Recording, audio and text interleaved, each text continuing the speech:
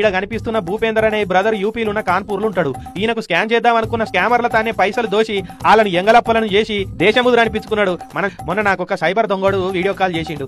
చూడతా మీ భూపేందర్, నువ్వు పిల్లతోటి కలిసిన వీడియోలు మా తాన మస్తుగున్నాయి, నీ మీద కేసు బుక్ అయింది, ఇగో ఎఫ్ఐఆర్ కూడా రిజిస్టర్ అయింది, కావాలంటే చూసుకో అని ఫోన్ కు పంపిండు. ఫోన్ చేసింది సైబర్ దొంగలే అని నాకు అర్థమైపోయింది. అయినా తెలియనట్టు యాక్టింగ్ చింపేసిన. అమ్మో నాకు భయం అవుతుంది సార్, బాంచన అయితే సార్ మా ఇంట్లో ఈ సంగతి చెప్పకూరు సార్, మా అమ్మ తోలు తీస్తారు సార్ అని భయపడ్డట్టు యాక్టింగ్ చేసిన.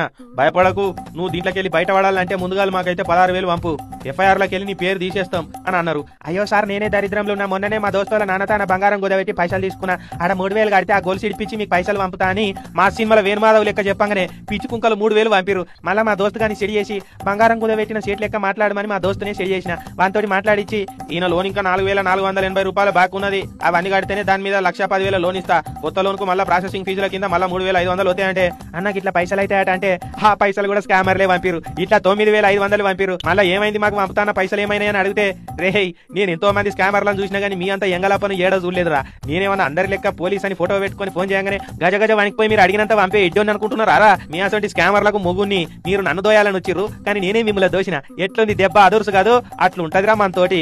అంగికి తెలియకుండా బనీలు దొబ్బాలరా బద్మాష్ అని వాళ్ళకి హితబోధ చేసి సీదా పోయి పోలీస్ స్టేషన్ లో కేసు పెట్టాడు. దొంగలతాన దోచిన పైసలు ఏదైనా మంచి పనికి విరాళం ఇస్తామని చెప్తున్నాడు. చూడు ఎట్లున్నదో కథ. తాటిని దానేటోడు ఉంటే వాని తలం దానేటోడు అంటే గీనే కదా, అస్సలు తగ్గంటే నువ్వే బ్రో.